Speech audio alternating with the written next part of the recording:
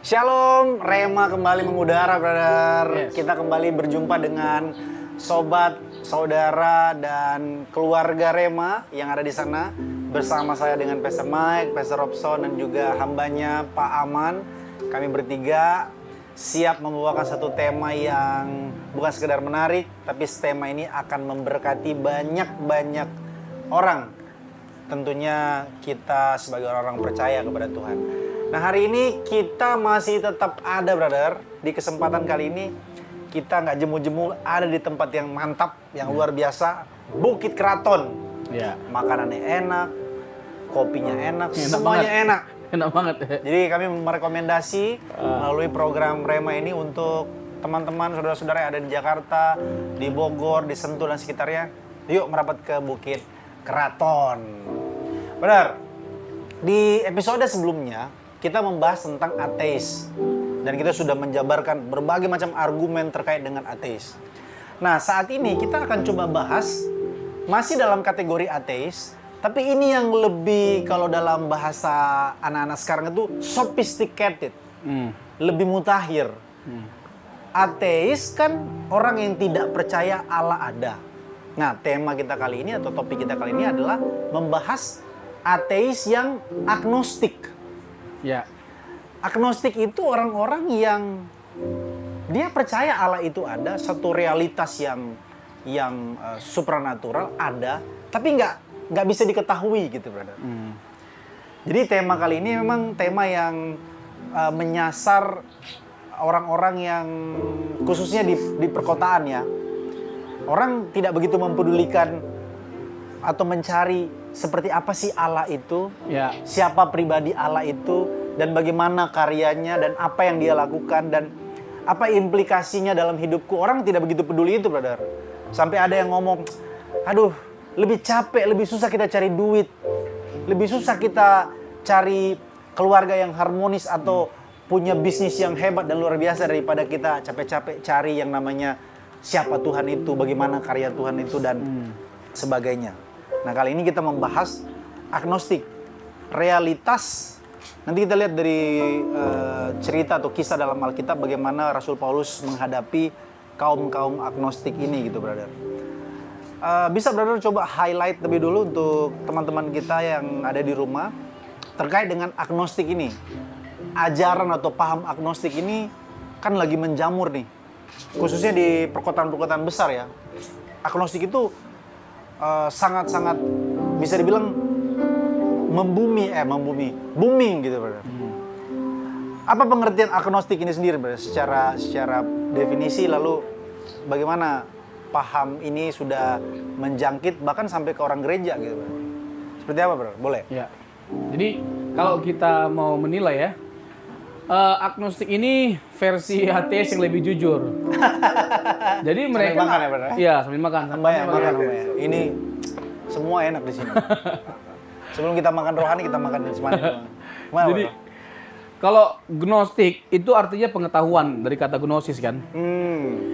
Nah, jadi dalam konteks gnosis atau gnostik, orang diselamatkan dari rahasia pengetahuan tertentu. Nah, kalau agnostik itu kebalikannya, artinya tanpa pengetahuan. Tadi brother sudah singgung. Jadi mereka bukan menyangkali keberadaan Tuhan. Tuhan itu ada, tapi sebuah realitas yang nggak bisa dilampaui sama akal, nggak bisa dijangkau oleh akal gitu loh. Jadi alasan utama kenapa mereka menganggap bahwa kalaupun Tuhan ada, tapi nggak diketahui ya karena memang nggak masuk di akal gitu loh. Nggak bisa dijangkau oleh akal gitu loh. Nggak bisa diilmiahkan gitu loh. Itu dari sisi teknis bahasanya. Nah, sekarang kan pertanyaannya begini, brother. Ya. Apakah benar bahwa Allah itu nggak bisa dijangkau oleh akal? Ya, betul. Jadi kalau kita mempersoalkan apakah Allah bisa dikenal, bisa. Dalam konteks kekristenan, Allah itu bisa apprehend tapi tidak bisa comprehend. Maksudnya begini, bisa dikenal, tapi kalau untuk sepenuhnya dikenal, Allah yang sempurna, Allah yang tak terbatas itu nggak mungkin. Dalam konteks kekristenan, kita hanya bisa mengenal Allah sejauh mana Allah menyatakan pengenalan akan dirinya. Dan kita harus merasa cukup. Kayak Alkitab misalnya diberikan bagi setiap kita, ya kita harus merasa cukup lah. dengan apa yang disaksikan oleh Alkitab tentang Allah. Allah menyingkapkan dirinya melalui Alkitab. Allah itu Tritunggal. Allah itu berinkarnasi untuk menyelamatkan setiap kita. Itu sudah cukup bagi kita. Ya.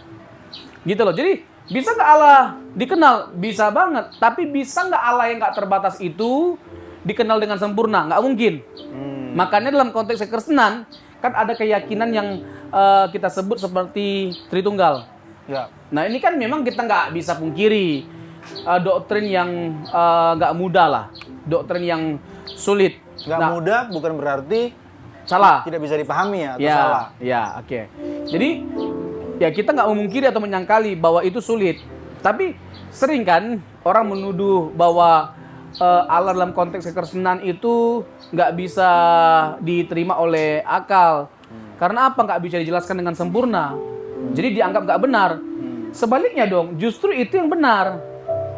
Karena apa? Karena pada hakikatnya Allah itu nggak bisa dikenali dengan sempurna. Kalau Allah bisa dikenali dengan sempurna, dia bukan Allah. Iya. Dia nggak terbatas. Bagaimana mungkin kita yang terbatas bisa mengenali yang tak terbatas? Itu nggak masuk akal justru. Justru itu nggak masuk akal. Gini deh, nggak usah Allah dengan segala sifat-sifatnya. Allah itu kan punya banyak sifat kan. Ya. Satu sifat Allah saja kita nggak bisa pahami sepenuhnya, nggak bisa pahami dengan sempurna. Satu sifat misalnya kemahabesaran Allah, bisa nggak kita memahami kemahabesaran Allah dengan sempurna? Nggak mungkin, nggak mungkin. Ketika kita mengatakan bahwa kita bisa menjelaskan, ya kita sedang merendahkan Allah. Ya. Atau paling tidak kita harus jadi Allah untuk bisa dengan sempurna menjelaskan kemahabesaran Allah. Ya. Nah, nggak usah deh sifat Allah. Alam semesta ini saja masih mengandung begitu banyak misteri. Apalagi Allah sumber dari segala misteri. Nggak mungkin kita bisa pahami dengan sempurna. Tapi nggak bisa dipahami dengan sempurna bukan berarti nggak bisa dikenali sama sekali. Karena puncak dari alasan kita mengapa kita mengatakan bisa mengenali Allah adalah penyataan Yesus, inkarnasi Tuhan Yesus. Dia membuat dirinya dapat dikenal, dia bersentuhan, dia bersekutu, dia bertemu dengan umat manusia, dia bisa disentuh dan lain sebagainya macamnya. Jadi luar biasa kali. Allah dalam konteks kekristenan itu dapat dikenal, dapat dilogikakan. Ya. Setuju. Jadi yang masuk akal itu kalau Allah itu memang Nggak bisa dipahami sepenuhnya. nggak bisa dipahami secara akali ya, brother. Ya itu yang masuk akal. Justru itu yang masuk akal. Iya. Kan orang selalu berpikir, buat apa kita percaya Allah? Orang dia nggak masuk akal. Loh, justru yang tidak masuk akal itulah ketika kita memahami Allah, itu yang masuk akal. Agak-agak retorika sih bahasanya. Tapi betul. Iya kan? Kalau kita memahami Allah itu masuk akal, itu justru yang tidak masuk akal. Ya. Yang masuk akal itu adalah Allah yang tidak bisa sepenuhnya dipahami oleh akal. Ya. Tapi bukan berarti Allah itu tidak bisa dipahami. Sejauh Allah menyatakan dirinya Ya. melalui, kalau dalam kekristenan, melalui karya Kristus, melalui Alkitab, itulah yang masuk akal. Ya. Nah, mengcounter atau istilahnya mensahabati teman-teman agnostik, kan mereka selalu argumennya begini, Bang. Kalau kamu percaya sesuatu yang extraordinary, coba berikan pembuktian yang extraordinary juga bahwa ya Allah itu ada. Karena Allah itu ya tidak perlu diketahui. Kalau dalam pandangan filsafat itu ya pandangan materialism atau naturalism. Kita itu hanya berporos atau berpegang kepada sesuatu yang sifatnya material, yang bisa diukur, bisa diraba, bisa disentuh, bisa dikaji, bisa diteliti gitu. Oke. Tapi kalau bicara tentang sesuatu yang di luar ini, nah itu Ya. itu nonsen, itu nggak perlu kita percaya. Ya, ini kita ambil satu contoh lah ya. Ya. Ini terkait dengan makna hidup. Bagaimana kita bisa menjelaskan makna hidup kita kalau kita meniadakan Tuhan? Nggak mempercayai Tuhan. Karena apa? Makna hidup kita hanya bisa kita temukan dari pencipta hidup kita. Tadi kan kita bahas ateis dalam pembahasan sebelumnya. Iya. Kalau kita menolak keberadaan Tuhan, sementara kita ini makhluk terbatas dan ada awalnya dan ada ujungnya malah, ya, maksudnya pada akhirnya kita akan mati. Sekarang pertanyaan sederhananya, bagaimana kita bisa menemukan makna hidup kita kalau kita tidak mempercayai keberadaan Tuhan atau menganggap Tuhan itu nggak ada? Kalaupun ada, ya kita nggak tahu. Nah, pada akhirnya apalah makna hidup kita? Ya kalau orang-orang itu, orang agnostik menjawab, ya kita ini, ya setelah mati ya hilang. Ada hanya untuk hilang. Ada untuk Ini menarik. nihilism. Ya, nihilism ya.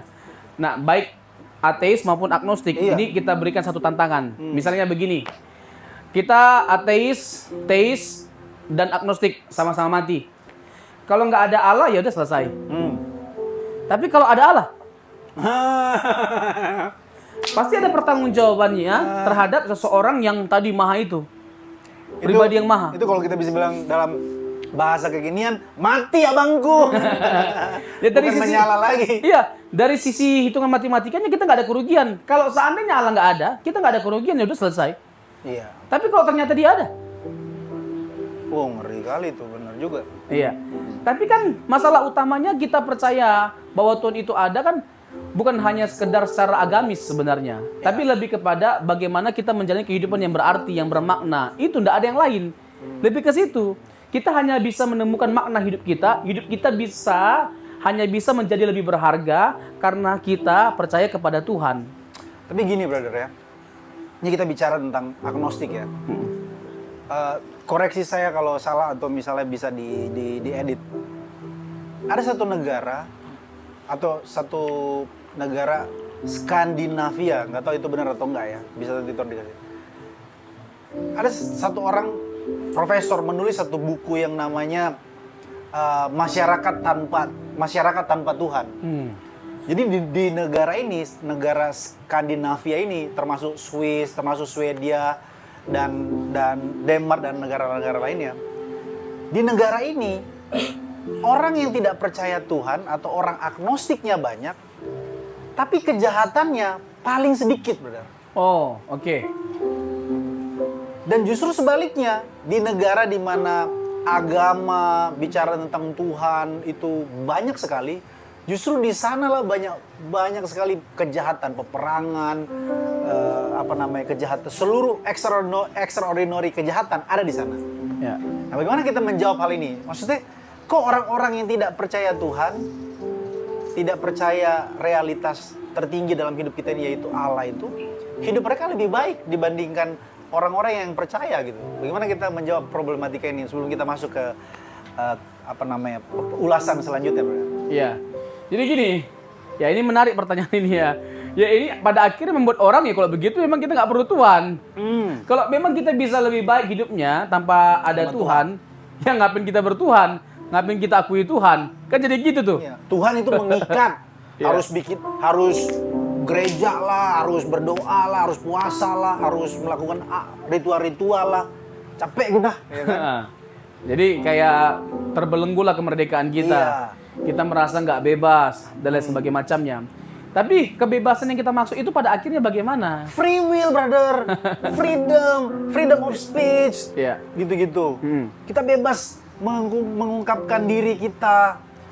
Sekarang mari YOLO, brother, YOLO. Iya. You only live once. sekarang mari kita buka mata kita.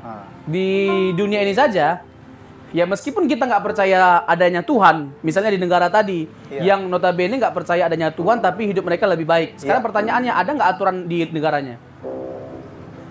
Kan nggak serta-merta kan negara itu jadi baik tanpa ada yang melatar belakanginya.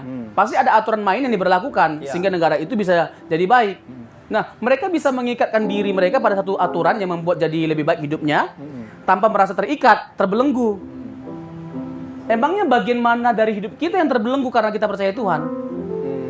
Emangnya kita jadi nggak bisa melakukan segala sesuatu yang bisa memuaskan atau menyenangkan hati kita? Bisa. Hanya saja jangan lakukan dosa. Karena dosa itu bisa menghancurkan kita. Kan itu pada akhirnya hakikat kita percaya Tuhan. Ya. Kita bisa diperbudak oleh dosa. Karena dosa itu merusak. Betul. Kita bisa diperbudak kalau kita mengagungkan pekerjaan, ya kita diperbudak oleh pekerjaan. Iya. Mengagungkan seks misalnya, kita diperbudak oleh seks. Iya. Mengagungkan uang, kita diperbudak oleh uang. Iya. Ya Ya kan? contoh lah, nanti kan ada bahas ini kita Iya. di episode-episode selanjutnya terkait dengan homoseksual. Oh iya, simpan dulu brother. Brother cobain dulu kopi gula arennya Bukit Keraton. Namanya, setelah ini kita amankan lagi. Ini gelasnya beda, brother. Ini air kelapa soalnya.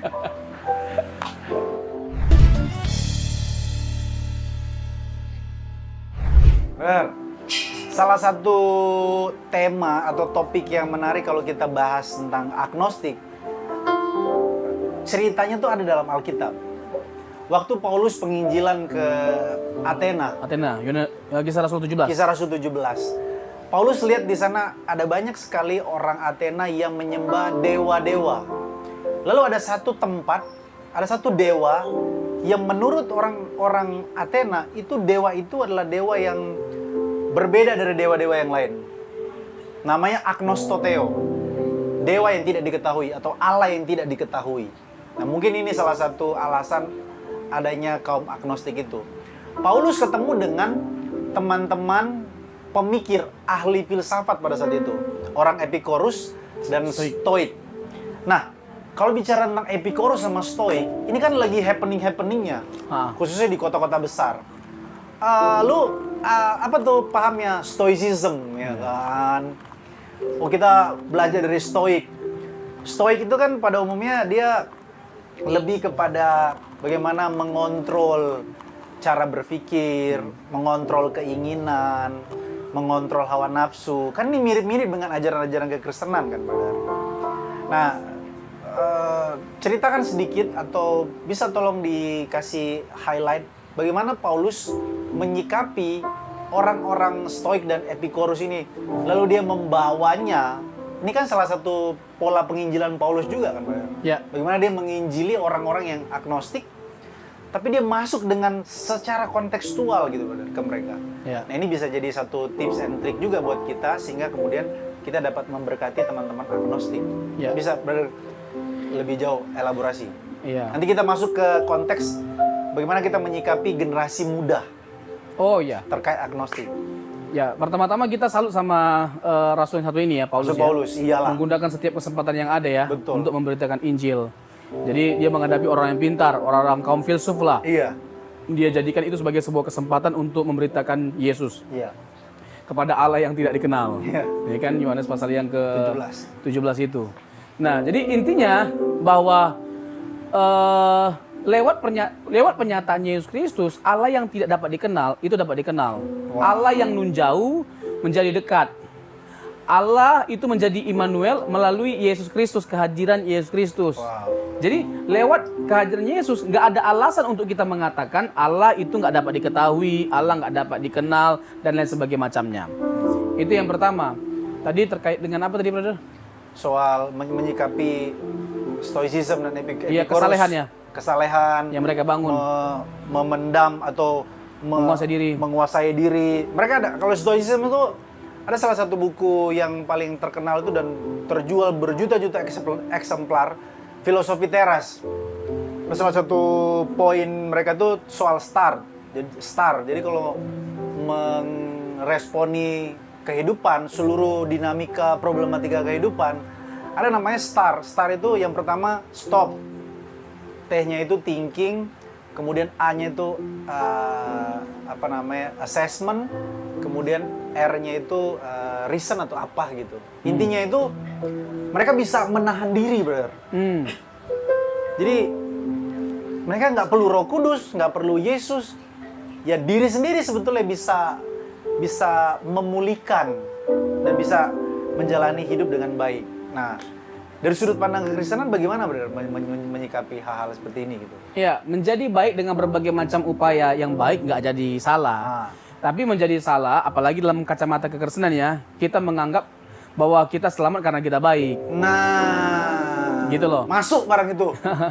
Karena kan jelas kan, Iya. Efesus 2 ayat 8 kan, Iya. karena kasih karunia kamu diselamatkan oleh iman. Ya, bagaimana kita yang di bawah kuasa dosa, yang kepastiannya adalah kebinasaan, bisa melepaskan diri kita dari semuanya itu dengan kekuatan kita. Gak mungkin dengan kesalehan, dengan kebaikan, sebaik apapun kita tanpa kasih karunia Tuhan, kita gak mungkin selamat. Pemilik surga itu Tuhan. Pada akhirnya Tuhan bisa membuka surga, itu karena Tuhan yang membuka jalan. Jalannya itu adalah Yesus. Yang tadi, brother, Yohanes 14 ayat 6, I am the way, akulah jalannya. Jadi dengan Yesus memproklamirkan bahwa dia adalah jalannya, udah pencarian kita selesai akan kebenaran. pencarian kita sudah selesai akan siapa Tuhan yang benar. Ketika 2000 tahun yang lalu Yesus memproklamirkan, I am the way, akulah jalannya. Dia nggak berkata begini, aku akan tunjukkan jalan. Enggak. Aku tahu loh tips-tips jalannya. Enggak. Aku tahu sampai ke sana itu dengan cara bagaimana. Enggak. Akulah jalannya. Wow. Jadi dia merujuk kepada dirinya. Bahkan dia bukan hanya sekedar memberitahukan kepada kita tujuan dari kehidupan, tapi dialah tujuan kehidupan kita. Dia mengarahkan setiap kita kepada dirinya. Jadi kalau kita bicara tentang kesalehan, oke, it's good. Bahkan orang Kristen juga harus hidup saleh untuk menunjukkan bahwa dia pengikut Yesus. Salah satunya adalah dengan dia hidup dalam kesalehan atau kesucian. Tetapi jangan membanggakan diri karena kita saleh. Gini, oke, karena kasih karunia kita diselamatkan. Kalau begitu perbuatan baik nggak bernilai dong, salah. Dalam konteks kekristenan, kita selamat bukan karena berbuat baik. Kita selamat bukan karena berbuat baik, tapi kita berbuat baik karena sudah diselamatkan. Wah, mantap Nah, tuh. ini menarik brother ya. Ini saya jelaskan secara sederhana. 8, 9, 10, Efesus pasal yang kedua. Dikasih tahu ayat 8 dan 9 bahwa kita diselamatkan oleh iman. Ya. Sebab karena kasih karunia kamu diselamatkan oleh iman. Ya. Ini kan natur atau rumusan keselamatan. Ya. Tapi di ayat yang ke-10 itu memberitahu kepada kita bahwa untuk berbuat baik adalah natur kita diciptakan. Jadi baik sebelum atau sesudah dalam Kristus, berbuat baik itu adalah sebuah keharusan. Tapi sebagai orang Kristen harusnya kita memandang bahwa kita selamat bukan karena baiknya kita, tapi karena kasih karunia Kristus. Supaya kalaupun kita bermegah, bukan bermegah karena kebaikan kita, tapi bermegah karena Kristus. Wah, Gitu. powerful sekali, brother. Mantap banget. Oke, brother. Ini menurut aku selalu episode Rema selalu memberikan insight, pencerahan-pencerahan yang luar biasa. Pak Aman ada pertanyaan? Boleh? Saya mau bertanya Pastor, Oh, bagus sekali. Mantap memang. di mana zaman sekarang ini perkembangan teknologi makin maju dan makin canggih ya. Ya. Bagaimana untuk orang tua mengantisipasinya untuk anak, terutama pada sekarang ini lagi boomingnya itu AI. Wih. Wah, benar juga Jadi tuh. di mana Secara tidak langsung. secara tidak langsung itu sepertinya untuk menggantikan Tuhan gitu. Jadi sepertinya ingin membuat lagu atau salah satunya dengan aplikasi AI itu Lebih gampang. sudah lebih gampang. Jadi untuk mempermudah. Ya, di sini peran orang tua itu Gimana isunya, bro? peran orang tua itu besar sekali lah ya, menentukan sekali. Jadi kita nggak bisa menyalahkan kemajuan teknologi seperti AI. Kita sangat tertolong. Masalahnya atau salahnya itu bukan di kemajuan teknologinya, tapi orang yang menggunakannya. Siapa di balik dari teknologi itu gitu loh. Makanya kita harus memastikan bahwa anak kita itu bertumbuh dan berkembang dengan baik, dengan benar, dalam takut akan Tuhan. Jadi itulah peran orang tua, bagaimana membuat anaknya mencintai Tuhan. Entah itu lewat teladan orang tuanya atau lewat kesarian gitu loh, dengan dididik, diajar baca Alkitab. Waktu menggunakan teknologi ikut orang tua memantau, ya orang tua juga sebisa mungkin jangan gaptek gitu loh, gagap teknologi, harus ya mengedukasi dirinya dengan berbagai macam pengetahuan tentang teknologi supaya bisa memantau anaknya, gitu bang kurang lebih. Tapi nanti di sesi lain perlu dibahas khusus Ya, ini. boleh AI, kemajuan teknologi Karena ya, bro. memang seram sih, ada orang yang sampai menghabiskan waktunya 1 harian di kamar untuk medsos gitu loh, untuk bermain teknologi. Bahkan dan nanti lain kayaknya ke sebagainya. depan kita bisa digantikan oleh AI, brother. Iya, makanya Kayak saking canggihnya ya kan. makanya kita perlu bahas khusus. Iya. Program Supaya nggak digantikan. Program Rema tapi cuman gambar kita doang yang ada. Nggak ada orangnya. Iya. Nggak bisa minum kita brother. Di Bukit Keraton. Oke, brother. Oke. Ini udah tinggal beberapa menit lagi. Siapa tahu brother mau nyanyi, tapi aku masih ada pertanyaan yang Anak muda lebih ya? spesifik terkait anak muda. Anak-anak muda sekarang kan pemikirannya itu bisa dibilang 1, random, 2, high critical thinking, 3, open mindednya luar biasa gitu. Kadang-kadang sesuatu yang tidak terpikirkan oleh generasi sebelum-sebelumnya di mereka tuh ada gitu pemikiran-pemikiran gitu. Sebagai salah satu contohnya ya mereka meniadakan yang namanya ya Tuhan. Untuk apa kita percaya Tuhan? Lebih baik kita berkarya, berdikari, berdiri di kaki sendiri, buat karya dan tunjukkan hidup ini melalui karya dan karya dan karya. Sehingga mereka melupakan yang namanya bertuhan. Lalu banyak pemikiran-pemikiran mereka yang out of the box lah. Nah, gimana kita menyikapi anak-anak muda ini, Brother? Sebagai gereja. Ya gini, banyak yang berperan ya terkait dengan anak muda ini ya, keluarga atau orang tua, lalu gereja. Gereja itu harus memiliki self awareness ya. Jadi, jadi kayak gereja itu harus bangun gitu loh. Woi, gereja bangun, woi. Gereja harus bangkit gitu loh. Melihat generasi muda ya. Iya, anak muda itu sebagai sebuah kebutuhan yang sangat prima dari perkembangan gereja untuk masa depannya gitu loh. Kalau anak muda kita hilang ya udah selesai generasi muda kita. Jadi gereja harus memfasilitasi anak-anak muda yang kritis itu bagaimana, dituntun, disediakan panggung. Terakhir, Brother,